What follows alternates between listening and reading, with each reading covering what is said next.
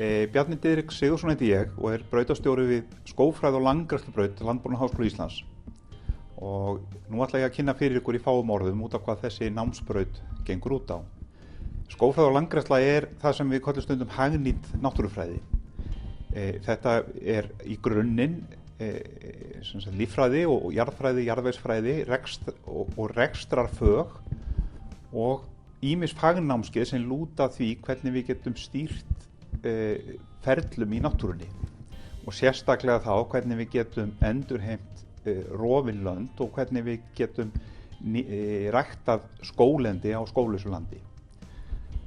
Þetta eins og ég hef sagt, þetta hagnýtt fag sem byggir á náttúrunni, og ef þú ert manneskja sem vilt gjarnan vinna utan hús, vinna mikið með svona höndunum en beita líka og hafa djúpa þekkingu og beita náttúrufræðilegri þekkingu í þínu starfi, þá þetta rétta brautin fyrir þig. Það á 300 manns sem starfa að hluta eða öllu leyti við skógræktar- og landgræðslumál á Íslandi. Og þetta vaxandi atvinnuvegur og æ meiri áhersla í landbúnaði og landnýtingu á Íslandi á þennan málaflokk.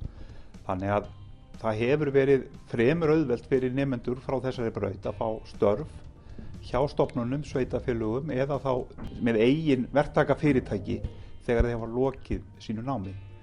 Eins gefur brautin og sú gráða sem ljúka í grunnnámi rétt á framhaldsnámi við alla háskóla heims.